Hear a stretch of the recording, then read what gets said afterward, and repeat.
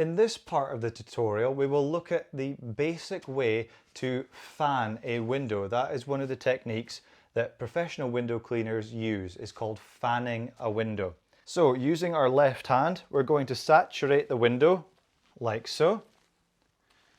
And using our other hand, we're going to take our squeegee out of the bucket on a belt. Now what I would advise you do is do what's called priming the squeegee or getting the squeegee ready.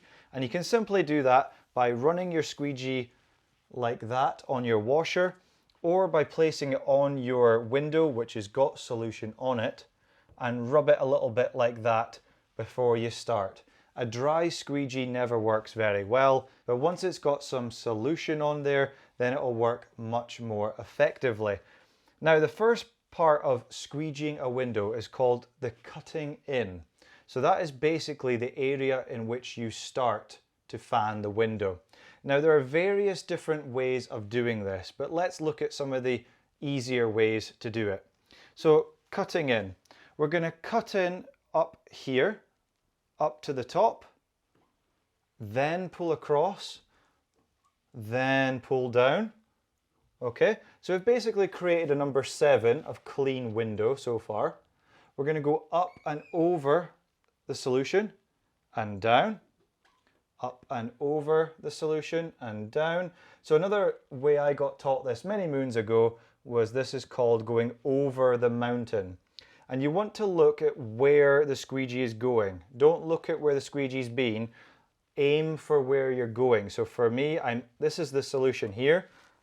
We'll make that a little bit whiter so it's a bit clearer on the camera. So when I'm squeegeeing, I want to come up and over the top of that solution by maybe about an inch or just slightly less. So that is what I want over the solution. So over the top of it and down. So you want to be turning as you move, okay? Turning as you move. Turning as you move, up and over the mountain. And the last part of it is called the closeout. So you need to put a little bit more pressure on the squeegee for the closeout, and it just means finishing at the bottom of the window. Or you can finish at the side of the window, depending on the situation that you find yourself. So once again, soap up our window. Make sure all the glass is covered. If you don't cover all of the glass, say for instance we left a bit of dry glass here and some dry glass up here, you'd find the squeegee would start to stick and you would be left with some nasty smear marks, and we don't want that. So make sure all of the glass is completely covered with our cleaning solution, and then you can begin with your cutting in. So once again, the same technique. So the angle you want on the glass is you do not want the handle too close to the glass and you don't want it too far away. You just want the edge of the squeegee blade to be in contact with the glass. So roughly that's about 2 to 3 inches the handle is away from the glass. So practice that yourself when you're on your own windows before you try on customers' windows. 2 to 3 inches away from the glass should be ideal for most squeegees. So cutting in to the left, up to the top, pull straight across, come down, go over the top of our mountain, over the top and down, over the top and down, over the top and down. And once you've got enough solution left that's basically just short of the length of our squeegee. And what I mean by that is, if I put the squeegee there, the solution actually ends here where my finger is, or I'll put the applicator there. That's where the top of the solution is. So there's about an inch above the solution of dry glass. And that's how I know I can get that done in one pass. Okay, so coming back over here, over the top of our solution, put a little bit more pressure out for the closeout and finish. Now you can cut in and fan it down various different ways. So let's look at another way. We've tried cutting in from the left and pulling across and coming down and then fanning the window down. So let's try a slightly different take.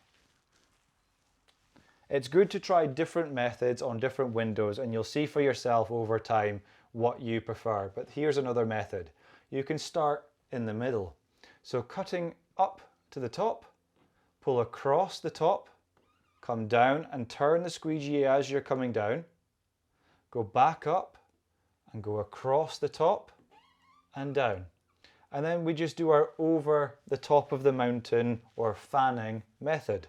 So over the top, over the top, over the top, turn as you move. Aim and look where you're going, not where the squeegee's been. So my eyes are here, not there, up here. So I'm looking where I want to go. So my eyes are now top of here. My eyes are now there.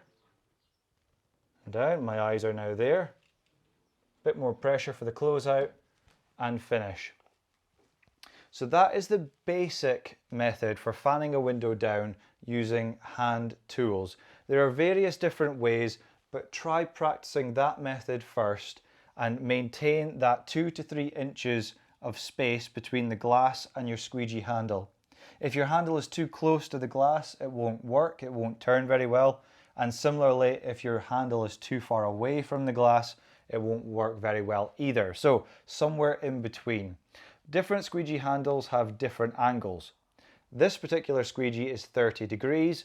Some are 40 degrees, which means there's more of an angle on the handle. If it has more angle, so a 40-degree squeegee, you will need to be slightly closer to the glass. If it is less than 30 degrees, say closer to 25 or 10 degrees, so it's not as much of an angle, it's more straight, then you will need to lift your squeegee a little bit further away from the glass. But generally speaking, if you're just starting, a 30-degree Unger Ergotech handle is a really nice one to start on, and keeping that 2 to 3 inches from the glass will achieve you great results. So that is how you squeegee a window down by using the fanning technique.